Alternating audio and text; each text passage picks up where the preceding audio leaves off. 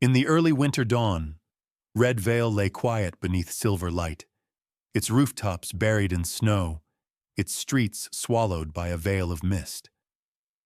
A veteran walked the tree line with a young boy, whose wooden right arm tucked close beneath his coat, and the K9 dog, Max, trotting faithfully at their side. The air felt unnaturally still, as if the whole forest had paused its breath, waiting. Then Max froze, head lifted, ears sharp, listening to something only the living silence could carry. A heartbeat later, the dog surged forward, pulling the veteran and the boy into the thick of the pines, until, beneath the heavy hush of snow, they found them. Two FBI agents bound, frostbitten, barely clinging to life. Nearby, hidden under the powdered white, lay diesel stains and charred remnants, fresh traces of a plan meant to stay buried beneath winter. That moment tore open more than a crime scene. It reopened a secret the town had tried to forget, one tied to the wildfire that scarred Red Vale a decade ago, and the fear that had never truly died. Before we begin, please subscribe to Healing with Max and share your thoughts in the comments. Tell me, where are you watching from tonight? I truly wonder how far this story will travel. Now sit back, breathe deep, and let this story carry you into the cold, where warmth was found in the most unexpected place. Morning rose slowly over Red Vale, the kind of winter morning that didn't simply arrive, but settled, soft, deliberate, like an old quilt being lowered across the valley. The town breathed under a pale veil of frost, its rooftops carrying thin swirls of chimney smoke that drifted upward only to dissolve into the silver sky. Roads were half buried, fences wore caps of white, and the pines lining Ember Ridge bent beneath the weight of snow that had fallen through the night. From afar, nothing seemed alive except the wind, whispering along the slopes, as though rehearsing a secret it had carried for years. It was a quiet that felt too perfect, the sort of quiet that made even the most seasoned souls pause. And on that morning, the first crack in that silence came from a single set of paw prints. Raymond Cole had grown used to silence in his own way, used to its heaviness, used to the way it followed him ever since that night 10 years ago, when the forest glowed red like a furnace and refused to let his memory heal. He walked with the slow determination of someone who had learned to live with ghosts, breath leaving his mouth in steady, controlled clouds. His son, Samuel, trudged beside him, the boy's small frame swallowed by a winter coat 2 sizes too big. Snowflakes clung to the child's dark hair, melting into thin strands that framed a face too pale for his age. He said little, as he always did, but his eyes were wide, reflective, and so easily touched by the world that any small change in the forest's rhythm caused him to stiffen like a tuning fork struck by invisible hands. Ahead of them, Max moved with the confidence of a creature born not only to survive winter, but to read it.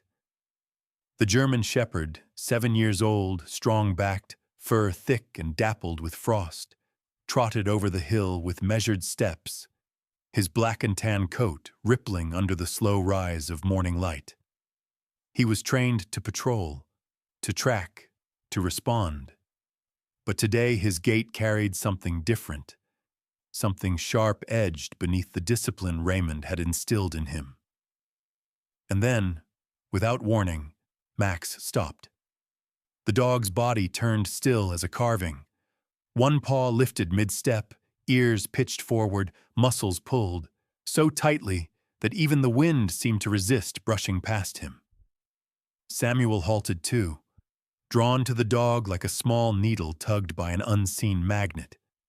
His wooden right arm, polished smooth from wear, its hand carved by Raymond during nights of quiet grief, knocked softly against his coat as he leaned closer for balance. Raymond's boots sank slightly when he stopped, the snow breaking under his weight with a brittle crack. The air changed around him. He felt it before he understood it. A tightness, a warning. A memory he could not name yet recognized in the way someone recognizes an old scar by touch instead of sight. He scanned the ridge. Nothing moved. No birds. No branches swayed. The forest held itself taut, like a breath pulled in and never released. Then Max moved. He didn't bark, never barked when it mattered most. Instead, he broke into a purposeful trot, weaving between the pines with a determination carved from instinct older than training. Raymond called his name once, but the dog did not look back. Samuel had already taken off after him, feet shuffling clumsily over the uneven snow, breath bursting in white plumes. Raymond followed with longer strides, each one fueled by something ancient twisting awake in the back of his spine, an instinct shaped by combat, by loss, by the kind of knowing that only comes from having stood too close to tragedy before. Max led them deeper into the ridge where sunlight rarely touched during winter. The air turned heavier, colder, as though the forest were choosing which memories to allow forward. Snow lay untouched here, smooth as porcelain, disturbed only by the path Max carved with his paws.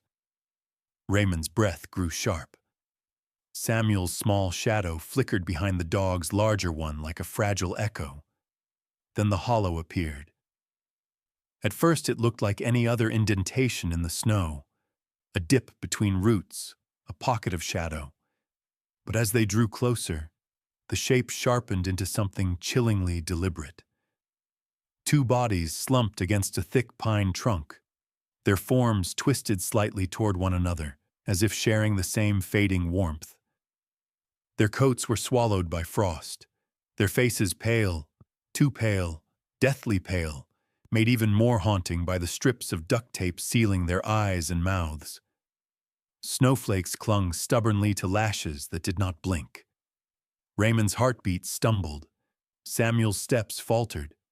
But Max placed himself squarely in front of the boy, lowering his stance just enough that Samuel's small hand could touch the dog's vest for balance. The wooden arm tapped lightly against Max's side, the soft sound strangely loud in the frozen air. Raymond approached slowly, every breath deliberate, every sound swallowed by the forest's watchful quiet. When he knelt, the cold bit through his knees, sharper than expected. He reached out, gloved fingers brushing the shoulder of the nearest figure, a faint rise of the chest, a slight twitch of fingers, still alive, barely. Their bodies had stiffened from cold, hands bound, rope digging into fabric and skin, government-issue jackets, tactical belts. Both carried the insignia of federal agents, 2 FBI agents, left to die. Raymond swallowed hard. His gaze dropped to the snow beneath them, and there he found something that made his stomach turn cold. A dark smear mingled with frost. Diesel. And not the faint trace of old machinery. This was fresh. Nearby, thin streaks of burn residue floated just under the surface of the snow, subtle but unmistakable. Someone had tried to start a fire here, or cover one. The trail led deeper into the ridge. Raymond's breath hitched, a familiar ache pulling behind his ribs. 10 years had passed since the fire that took his wife.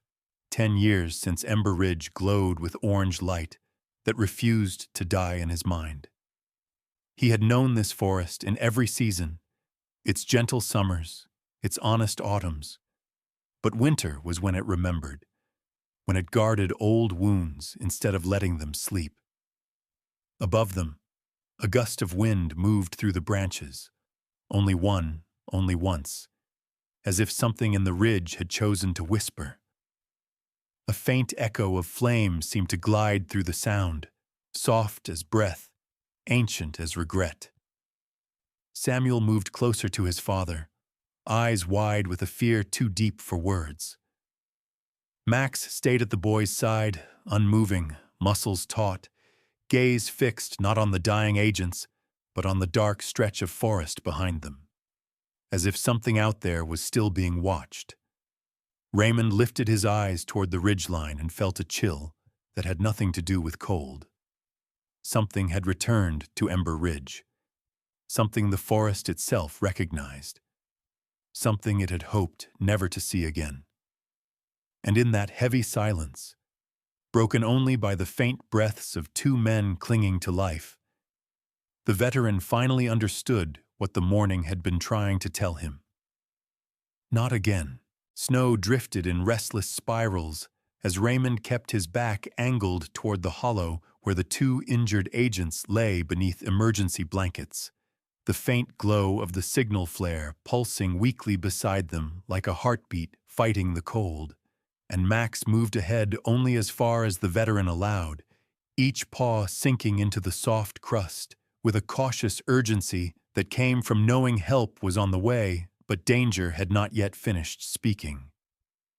The storm above rumbled without conviction, its voice buried beneath the groan of wind pushing against the pines. Yet the ground felt strangely awake beneath the snow, as though something old and unwilling to rest had stirred just moments before they reached it.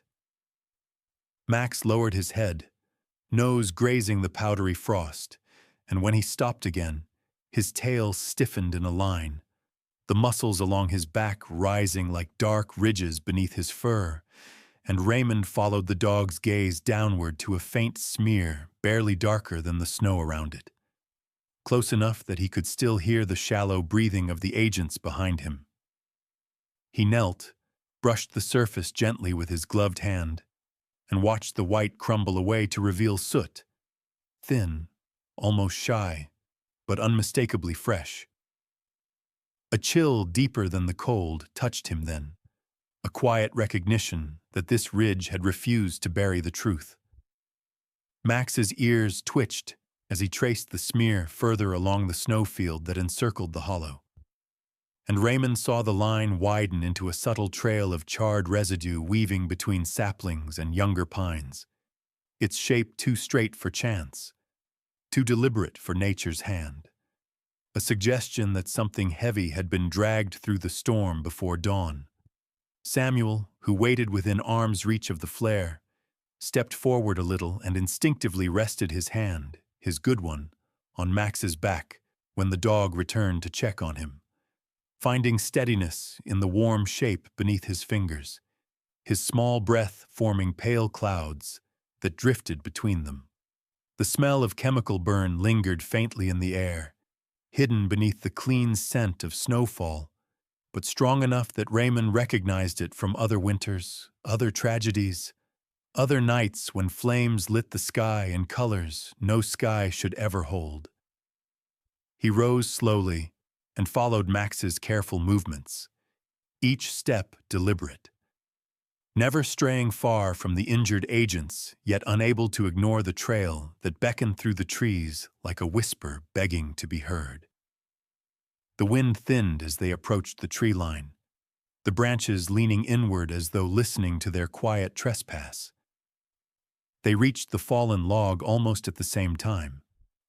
The trunk lay half buried in a churn of snow, splintered through the middle as if struck by something heavier than wind, its bark cracked open in jagged patterns that exposed dark streaks inside. Max nosed the broken edge first, then stepped back with a soft whine as though something about it unsettled even him, and Raymond leaned in, brushing aside another layer of frost until something stiff and green caught in the bark revealed itself. He tugged it free, a scrap of fabric no larger than the palm of his hand, coarse from weather and stiff from ice, dyed in a dark forest green that had once been deep, now faded into a sickly, grayish tone. A small emblem clung to its fibers, a tree encircled by a ring, worn so thin that only someone who had seen it before would recognize it. Ward timber. the name pressed against Raymond's chest like a slow bruise forming under old scars. Behind him, Samuel watched closely, searching his father's face for meaning he could sense but not understand. And Max positioned himself between the boy and the torn scrap with a protective firmness that made Samuel reach for the dog's ruff without thinking. Raymond closed his fingers around the piece of fabric and felt its cold edges like a whisper from a decade ago. A whisper of smoke, of collapse, of sirens swallowed by flame. Yet his face did not break. It hollowed instead, as if a space inside him had quietly folded in on itself, careful not to spill what it wasn't ready to face. A tremor rolled through the ridge then, not from the sky, but from the earth. Not the long rumble of thunder, but a short, heavy vibration that thudded through the snowpack and up their legs. Max lifted his head sharply, ears shooting upward, body drawn tight in a single line, and Samuel clutched Raymond's sleeve, eyes widening at a sound too low for him to identify, but too wrong to ignore. Raymond held his breath. A second tremor followed, deeper, closer, carrying with it a faint metallic reverberation that only a machine could make. Engines, not moving, but idling. Hidden under canvas, perhaps behind equipment, somewhere further up the slope where the pines grew denser and shadows clung to the mountain, like old secrets refusing to loosen their grip. The air shifted again, the snow around them catching a faint shimmer as exhaust residue mingled with the cold. Someone was here, not recently, now, and they were not running from the past. They were continuing it. Raymond scooped Samuel into his arms and moved back toward the clearing, never turning his back fully to the sound, while Max circled once before trotting ahead with a watchdog's precision, keeping his body positioned between them and the unseen engines above.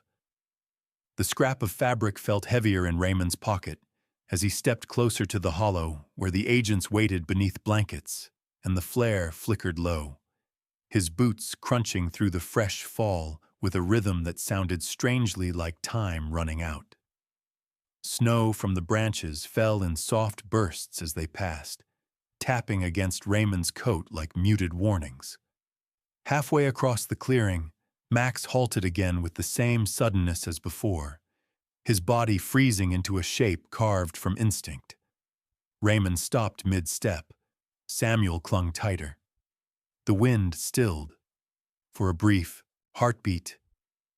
Everything felt unnaturally suspended, as if the ridge itself were holding its breath. Max's gaze slid upward toward the crest of the ridge, the angle so slow and deliberate that Raymond followed it without question. There, framed by the rising storm, stood a silhouette. A man, broad-shouldered, tall, posture rigid, the outline of his coat bristling in the cold wind. Smoke curled behind him, too delicate for the storm, too steady to be fog, rising in thin strands that twisted around his figure as though he had stepped out of the memory of a fire rather than the snow. He did not move, did not call out, did not approach. He only watched. Raymond's pulse tightened, a quiet throb beneath his ribs, and Max released a low rumble that vibrated through the snow before it ever reached the air. Samuel trembled slightly in Raymond's arms, turning his face into his father's coat, the boy's breath warming a space that suddenly felt far too cold. Then, with the abruptness of a flame snuffed out by wind, the silhouette vanished. Not stepped back, not ran, simply disappeared, devoured by the storm rolling down from the ridge like a curtain drawn with impatient force. The trees swayed as the gust rushed past them, scattering snow into a spinning cloud, and by the time the air cleared, the ridge stood empty, silent, as if no one had ever been there at all.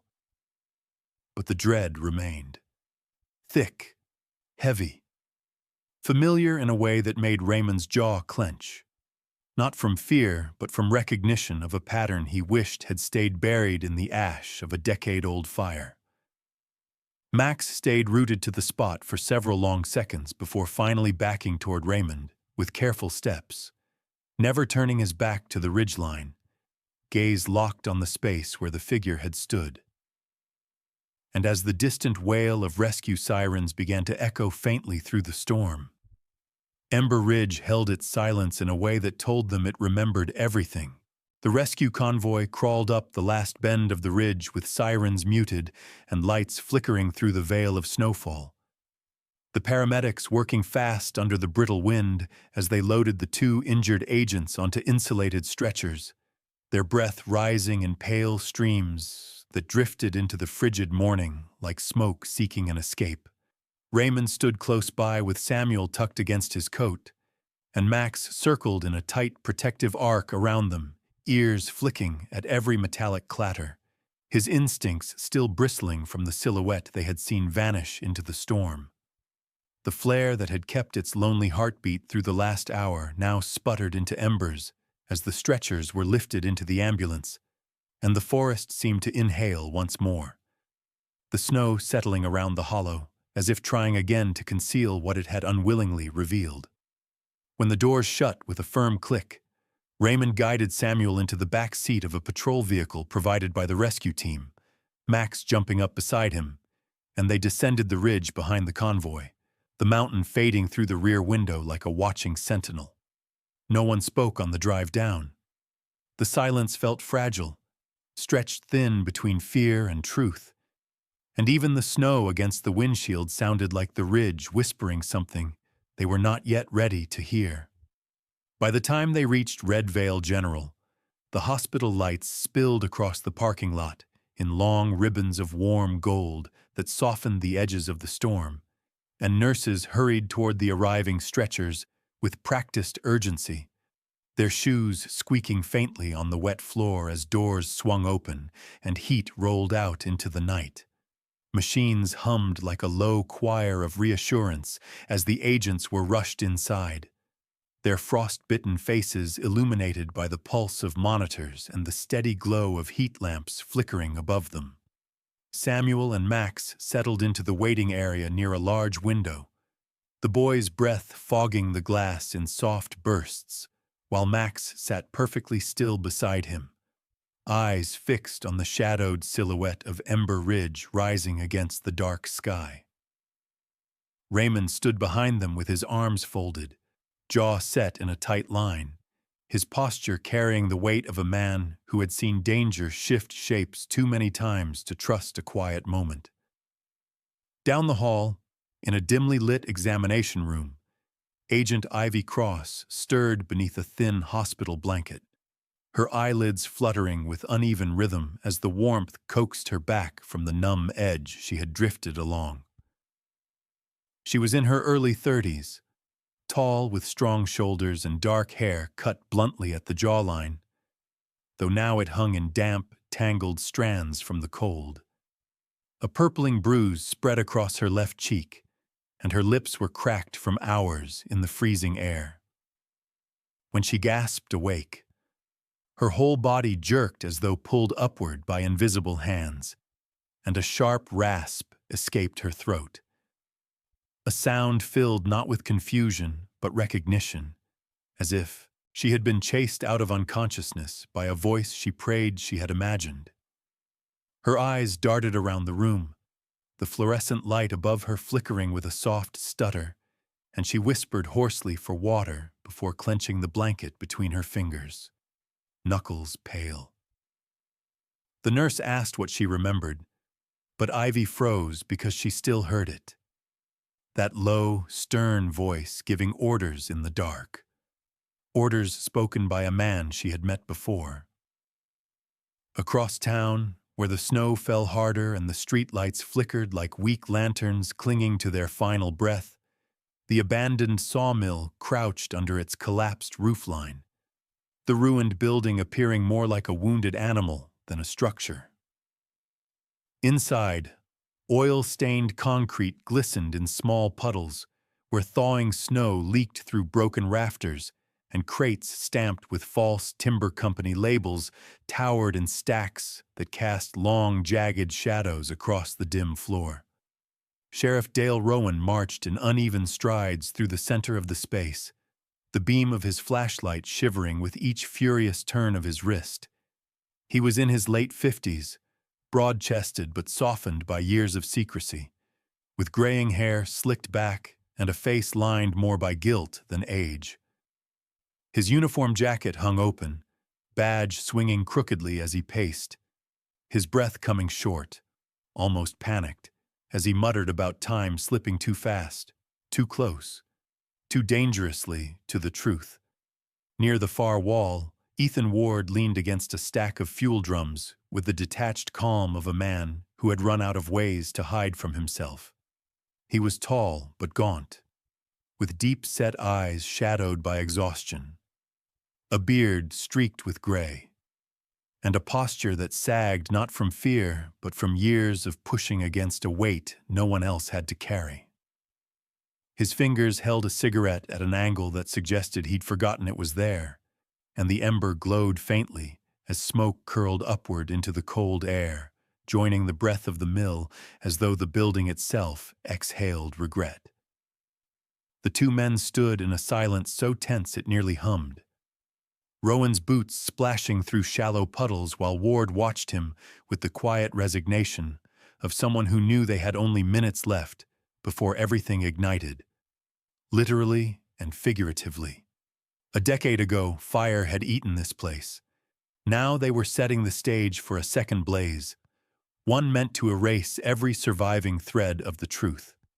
Inside the hospital, Max pressed more firmly against Samuel's side, the dog's muscles tightening beneath his thick coat as his ears twitched toward the north-facing window. The waiting room was brightly lit, full of warm voices, gentle movements, and the soft beeping of machinery. Yet Max seemed to hear something beyond all of it, something sharp and real and wrong. Samuel paused mid-breath, glancing down at Max with knitted brows, and then lifted his wooden arm to tap Raymond's sleeve, guiding his father's attention toward the mountains outside. Raymond stepped closer to the window, one hand bracing against the frame as he scanned the darkness beyond the parking lot lights, his breath fogging the glass just as Samuel's did moments ago. At first, the ridge looked the way it always did on winter nights. Quiet, cold, its silhouette drawn cleanly against the starless sky. But then the wind shifted. A thin haze drifted sideways, subtle as a sigh, and a faint vertical streak appeared above the treetops. A narrow plume rising straight upward, small but unmistakable, like the first whispered confession of a truth that had been aching to break free. Raymond's entire body stilled. The plume wavered as though hesitating, then gathered strength, lifting in a slow, steady thread that trailed into the night air, like a rope being pulled upward from the earth. He knew that slope. He knew that direction. He knew that piece of land too intimately to mistake what he was seeing. The sawmill, a place where he had once watched flames climb the sky as if trying to devour every memory they could reach, a place that had already taken too much. His breath slipped out of him in a rough exhale, heavy and strained, and Samuel stepped closer, confusion flickering across the boy's pale face. Behind them, Max released a low tremor of a whine, the sound vibrating through his chest and into the floor beneath them, making even the nurses across the room glance over. The plume thickened. The past was not returning. It was already here. Raymond's voice came out low, clenched, carrying a kind of truth a man could only speak after losing too much for too long. Justice is trying to find its way back. Max remained frozen, eyes burning with a fierce, instinctive understanding only a K-9 could possess. He knew. He smelled it. He felt it. The fire hadn't come back. It had never left. The engines that Raymond had glimpsed hours earlier became real before sunrise, their low growl slipping through the frost like a warning whispered by steel. Headlights carved bright wounds into the darkness as the FBI convoy pushed up the narrow mountain road, tires crushing the crusted snow until it spat sideways in pale shards. The trees rose tall and rigid around them, branches sagging under heavy ice, and the valley seemed to hold itself still in a kind of reverence for whatever decision the morning was preparing to make. As the vehicle stopped, doors slammed open with sharp echoes, and breath turned to thin clouds beneath the dim blue light of dawn. The forest watched, and for once, it did not blink. Agent Ivy Cross was the first to step out, her face half-shadowed beneath the pale bandage wrapping her brow, a bruise still darkening one cheek like a fading storm. She was in her mid-30s, compact and wiry, her dark hair pulled back in a tight knot that did nothing to soften the exhaustion lining her eyes. Pain tugged at the corner of her mouth with each step, but determination overruled every wince. She moved with the stubborn precision of someone who had survived something meant to silence her. Beside her, Cole Hartman climbed out more slowly, favoring one leg, his limp pronounced yet ignored, as he hoisted a duffel with his good hand. Hartman was older, early 40s, broad-shouldered, his shaved head catching the faint morning light, and though fatigue made his stance uneven, there was a simmering resolve in his gaze that suggested he had come up this mountain for answers he had chased for too many years. Raymond approached from the tree line with Samuel at his side, the boy bundled in a coat that still hung too large around his thin frame, his wooden arm tucked close to his chest, as if protecting something delicate. Max led them, the German shepherd cutting through the churned snow with a sense of purpose that made the agents straighten instinctively. Even injured and bandaged, they recognized the posture of a dog who had seen too much and forgotten nothing. Raymond offered a brief nod, nothing more, nothing less, and Ivy returned it with the grim awareness of two people carrying histories marked by flame and loss. Hartman's eyes drifted to Samuel, then to the wooden arm, and something softened in his expression before he masked it beneath protocol. No words were exchanged as the small group formed. Max turned, tail held straight, head angled low, and slipped between the pines. The humans followed with quiet steps, each breath a fragile shape drifting behind them in the cold air. Dawn had not yet fully broken. The world remained that color between silver and blue when shadows move strangely and sound travels too cleanly, as if the mountain hasn't yet decided what it wants to reveal. Snow fell lightly, drifting sideways when the wind shifted, but beneath the beauty lay a tension that pressed against the ribs like a held breath. Halfway up the ridge, Max halted so abruptly that Samuel almost stepped into him. The dog's nose lifted, drawing in a scent none of the humans could detect, his entire body tightening into a rigid line. His ears pinned forward, every muscle along his back rising like cords pulled taut. Raymond stopped instantly, raising a hand to hold the group still. Ivy's fingers hovered near her holster. Hartman crouched, shifting his weight carefully onto his good leg. The air thickened around them as the forest changed posture, subtle but unmistakable. And then it happened.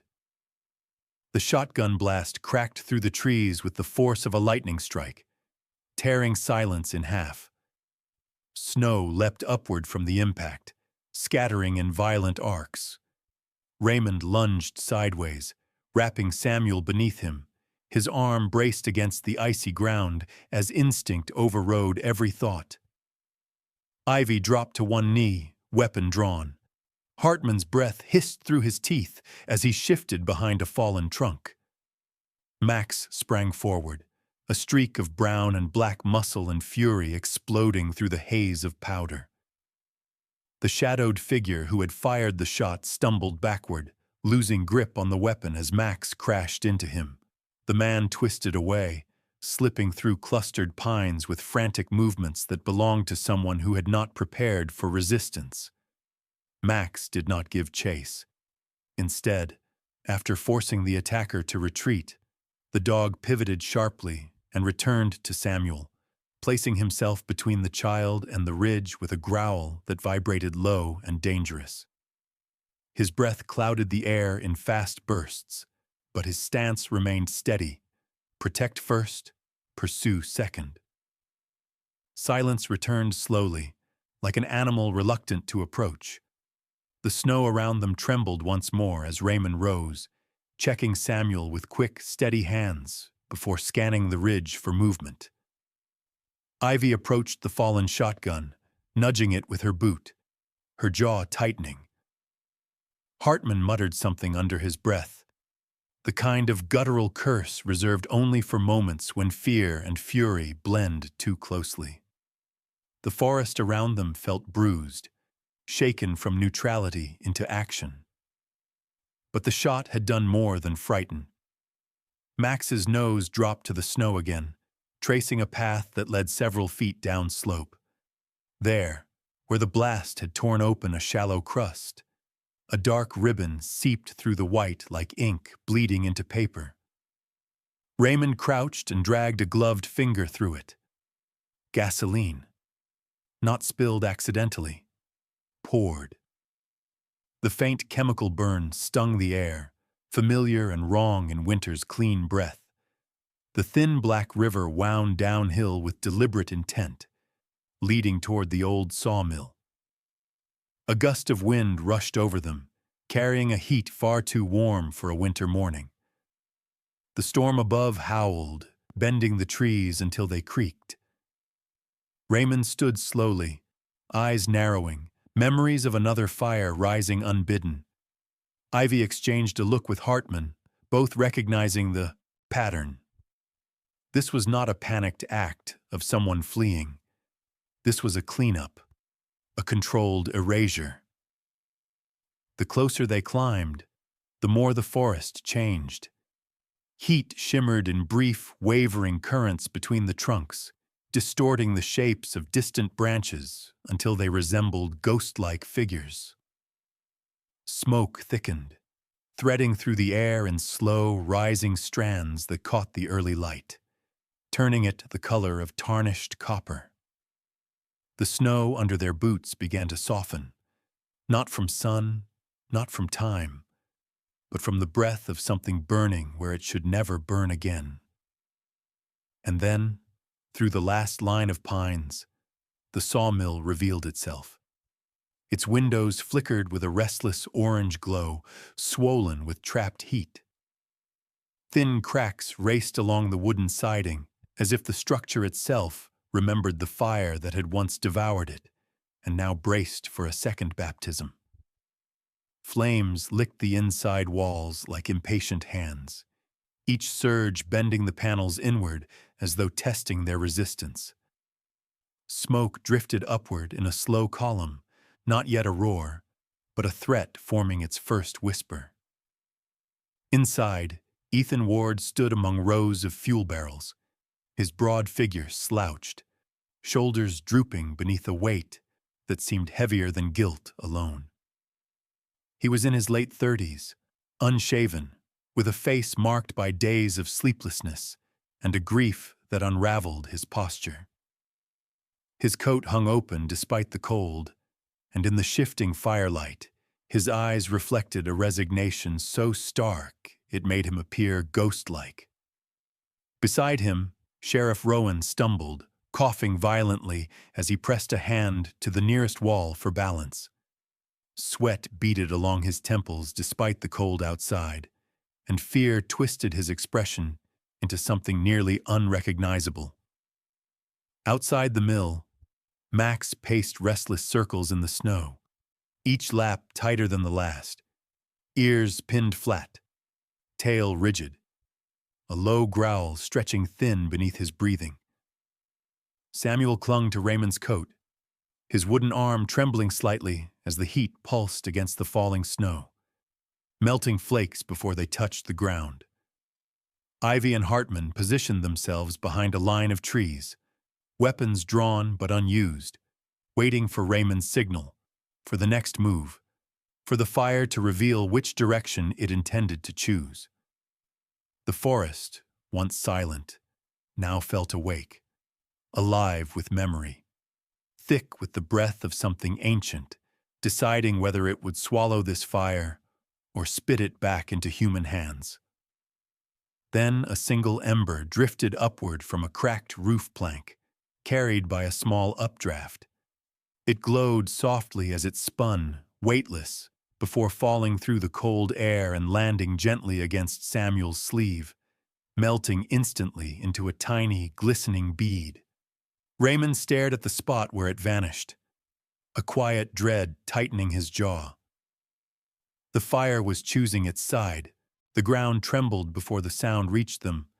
A deep shudder that rolled through the snow like the ridge itself had flinched in pain, and the next heartbeat shattered into a burst of fire that tore through the sawmill roof, flinging shards of burning timber into the storm-heavy air, as if the mountain had exhaled a decade's worth of buried memory at once. Ivy didn't wait for orders. She sprinted forward with her bandages whipping behind her like pale flags, her breath ragged against the sudden heat, while Cole limped after her with a stubborn resolve that denied every bruise and fracture running down his side. Raymond followed in silence, shoulders squared, jaw clenched, eyes fixed on the building that writhed with flame. And ahead of them all, Max shot forward with a desperate urgency. Not a growl, not a bark, just a fierce, instinctive pull, as if something inside the inferno were calling the dog by name. Snow melted under his paws before he even reached the threshold. The night, moments earlier white and cold, now boiled in shades of orange and black. Inside the sawmill, heat ripped across the floor in slashing waves, each one hotter than the last, clawing its way through the structure, as if trying to tear the building apart from the inside. Fuel hissed where it pooled beneath broken planks, the slick surface reflecting the jump and sway of the flames above like a wicked mirror. And overhead, wood beams screamed as they split open, their cries echoing like the ghosts of 1,000 burning trees.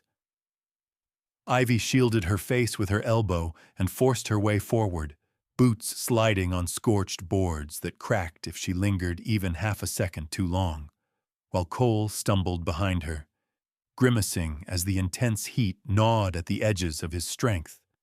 Raymond entered last, his breath burning before it reached his lungs, and yet he pushed through, driven by a grim recognition that this fire had been waiting 10 years for its return, and tonight it had chosen its battleground with purpose.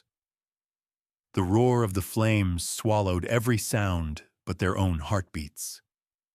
Cole reached the old server desk first, the metal frame half buried beneath collapsed lumber that glowed red at the edges like dying coals. He tore at the wood with shaking hands, each piece too hot to hold for more than an instant, until he uncovered a single blinking drive, small, fragile, and astonishingly alive amid the ruin, pulsing faintly like a heartbeat refusing to stop. He closed his fingers around it with a sigh that barely made it past his lips. But before he could step back, a steel beam above him groaned with a sound that cut through the blaze like a warning. Ivy screamed his name and lunged forward, but the beam fell faster than any of them could move, slamming down across Cole's leg with a crack that echoed like a bone splitting in winter frost. His cry choked off halfway, swallowed by the firelight. He collapsed sideways, half his body trapped beneath steel that was already heating toward red. Ivy tried to pull him free, her boots digging into the floor, her teeth clenched against the fire that lashed her skin. But the heat shoved back at her like a living thing, forcing her to recoil with her eyes watering and skin burning beneath her sleeves. Raymond braced himself against another beam and pushed with all his strength, but the flames stole every breath he tried to draw, leaving him gasping, coughing, blinking through the smoke that blurred every line of the room. Cole reached for him with trembling fingers, face contorted in a mixture of pain and fear. The blinking drive clenched against his chest, as if he understood it mattered as much as his own survival. The fire roared louder, almost triumphant, as if daring them to try again. For a moment, just one, Raymond felt the old helplessness return, the helplessness from that night 10 years ago when the flames took someone he loved. And then Max leapt through the smoke. The German shepherd burst into view with a raw, guttural growl that cut straight through the heat, his chest heaving, fur peppered with sparks that died before they reached his skin, and without hesitation, he latched onto Cole's pant leg, teeth locking with a ferocity born not of aggression, but of refusal to let go, refusal to leave him, refusal to lose another life to a fire that had taken enough already. His muscles trembled beneath his coat, claws scraping desperately across burning boards that scorched the pads of his paws, and the sound he made was not a bark, but something deeper, almost human, a cry of effort that shook him to his core. Ivy pushed again, ignoring the sting of flame licking her sleeves. Raymond planted his feet, bent his knees, and heaved with every ounce of strength he had left. The beam lifted. Not much, not enough for long, but enough. And Max dragged Cole free. The three of them stumbled back from the collapsing machinery, just as the far wall of the sawmill groaned inward, the structure sagging like a dying beast. Raymond grabbed Ivy's arm. Ivy grabbed Cole, and Max stayed pressed against Cole's ribs, guiding him, holding him upright, refusing to give an inch until they burst through the doorway and into the frigid night air, where snow met steam and hissed like anger dying on cold ground. 2 seconds later, the entire sawmill collapsed behind them in a roar that didn't sound like destruction.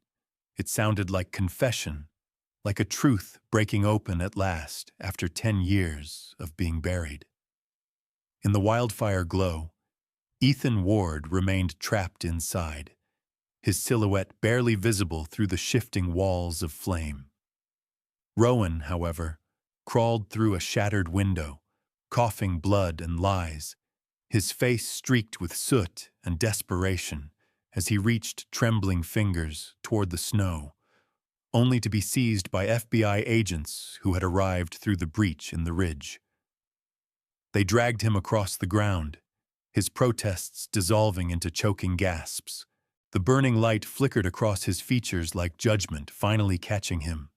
Inside the inferno, Ethan Ward took one last breath, not a breath of pain, but of something almost like peace, a strange, quiet relief that softened the lines on his face even as the flames curled around him. 10 years ago, he had tried to save Samuel's mother and had failed in a way that carved itself into the marrow of his life, a wound that never stopped bleeding no matter how many lies, fires, or schemes he piled on top of it. Tonight, he had saved someone else.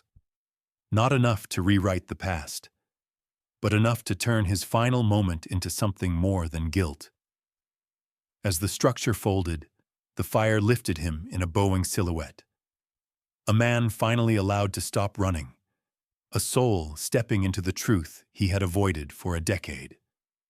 When the flames at last began to die down, Rowan sat in cuffs, shivering in the snow. Ward was gone, consumed not with cruelty, but with the strange dignity of a man who chose his ending. And for the first time since the forest burned 10 years ago, Ember Ridge exhaled, long and low and weary, as if justice had finally woken from a long sleep. The night after the sawmill collapsed was long and restless, stitched together by the crackle of cooling embers and the low hum of engines retreating down the ridge. And as dawn broke in its quiet, forgiving way, the first light touched Red Vale with a gentleness the town had not felt in years. Snow drifted over the valley in slow-moving veils, softening the jagged silhouettes of blackened timbers and laying a pale blanket over the scars the fire had carved into the land. Raymond stood at the porch of their cabin with Samuel half asleep against his side, and Max pressed close to his boots, the dog's breath forming small clouds in the cold air as he watched the mountains like a guardian reluctant to rest. In the distance, the ridge exhaled thin wisps of smoke from its final pockets of heat, the last whispers of a storm that had burned not only through wood and gasoline, but through a decade of buried truth. The world seemed to hold still, listening, as if waiting for the forest to decide what it would become now that it had survived the night. Weeks passed in a rhythm that felt both strange and comforting, a slow thawing of the fear that had wrapped itself around the town for so long. And Red Vale began to breathe in a new way, cautious but wide, like a chest unclenching after years of holding tension too tightly. Snow fell again, but gently this time, layering itself across the blackened soil until the old wounds of the sawmill were softened into curves of white and silver. From those ashes, tiny saplings pushed through with fragile stems and determined leaves, their presence small but stubborn, like prayers whispered by hands that had almost forgotten how to hope. People walked by more often now, loggers with lined faces, shop owners in worn coats, widows and old-timers whose voices carried the gravity of memory, and each paused, even briefly, as if acknowledging that the land had endured something with them, not against them. And every morning, Raymond and Samuel made their way toward town with Max trotting ahead, the dog's tail moving in a calm, steady arc that mirrored the quiet healing beneath the snow. The town hall looked different that morning, not in structure, but in atmosphere, illuminated by a faint glow of winter sunlight that filtered through the high windows and warmed the dust in the air like gold suspended in water. People filled the seats in rows that curved like gentle waves, murmuring softly, adjusting scarves, holding children close. And in the front row sat Raymond, with Samuel leaning lightly against him, the boy's wooden arm wrapped in a knitted wool sleeve someone in town had made anonymously and left on their porch. Max sat at their feet, his fur brushed clean, his ears alert but relaxed, the faint gleam of the metal on his chest, catching the light even before it was officially pinned. Federal officials stood at the podium, their expressions solemn yet softened by the weight of gratitude, their suits heavy, with snow along the hems, as if they had walked a long distance to deliver words that mattered. Cameras clicked quietly. A reporter scribbled notes. But beneath it all was a silence that felt earned, like the town had collectively chosen to breathe in reverence rather than noise. When the officials began to speak, their voices carried the timbre of justice long delayed but not denied, recounting how corruption had been unearthed from beneath broken floorboards, how Rowan, shaking, coughing, exposed, had confessed more in his silence than he ever had in uniform, and how the files recovered from the ashes had pieced together a truth the town had once feared it might never learn.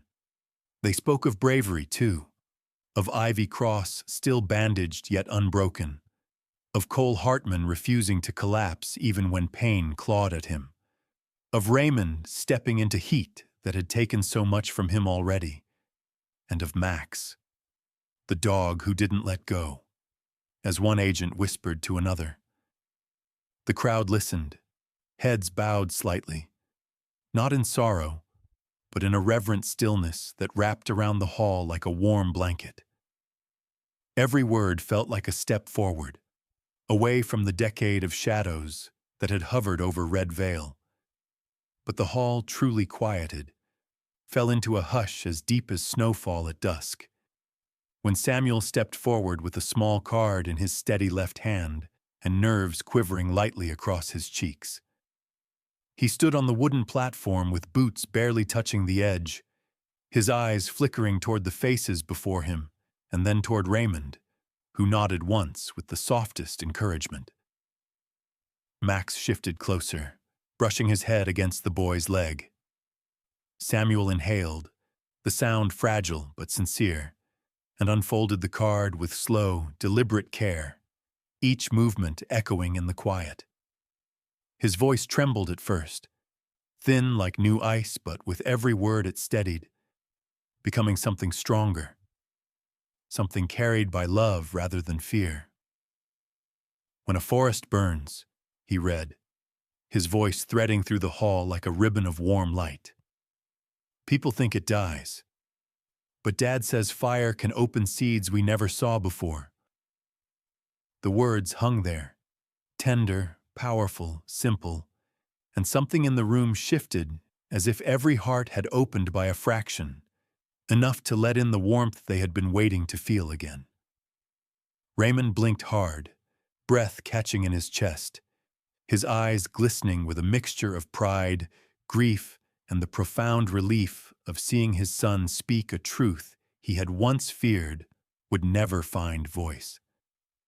Max nudged Samuel's hand gently, his amber eyes soft and shimmering, a silent acknowledgement that even he understood the weight and hope inside those lines. The applause that followed was not loud, but deep, resonant, like a tide pulling the whole town into the promise of healing. Later that afternoon, when the ceremony had ended and the officials had departed, Raymond led Samuel and Max up the ridge where winter sunlight painted the snow in gentle streaks of gold, the kind of light that made even the cold feel warm around the edges. Samuel carried a kite he had made himself, a patchwork creation sewn from pieces of old canvas, faded thread, and a stick he and Raymond had carved during a quiet evening by the stove, its tail fluttering in the breeze like a line of hopeful whispers. The boy ran ahead, laughter spilling from him in bursts that felt new and precious, while Max bounded beside him, sometimes leaping into the air as if trying to catch the kite before it flew. Raymond followed them slowly, savoring the sight, tucking every second into a part of his memory he refused to let time erode again. When the kite finally lifted, rising with a sudden graceful surge that caught all three of them by surprise, it soared above the valley where the fire had once stood tall and angry, its canvas fluttering in the currents with a defiant, hopeful rhythm. Samuel held the string with both hands, one flesh, one carved wood, and the line trembled gently between his fingers like a pulse shared between boy and sky. Raymond stood beside him, his breath misting in front of him, his voice low and steady as he whispered, "Let it fly."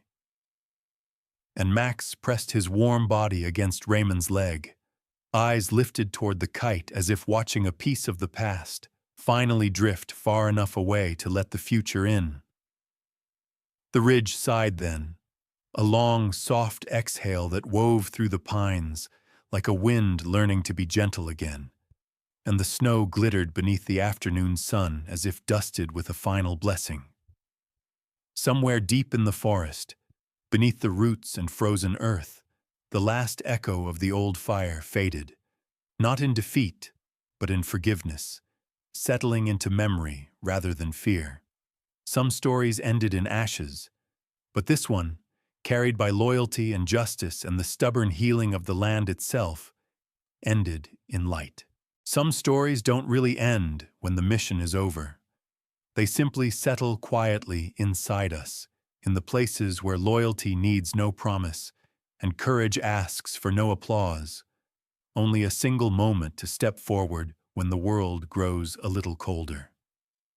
Tonight's story is one of those reminders that sometimes the quietest hearts carry the strongest bravery, and the gentlest hands are enough to pull someone back into the light. If you sit with that thought for a moment, you may feel it too. A soft gratitude for the people who stand guard when no one is watching, for the kindness that goes unseen, and for the companions who ask for nothing except the chance to stay. And maybe that's enough for tonight. A bit of warmth, a bit of hope, and the quiet understanding that even on the longest, coldest roads, something steady still walks beside us, guiding, protecting, believing in the good that remains in this world. If stories like this make your heart feel a little lighter, a little warmer, you're welcome to stay with us by subscribing, so you never miss the small lights waiting for you in the next story. Wishing you a peaceful night.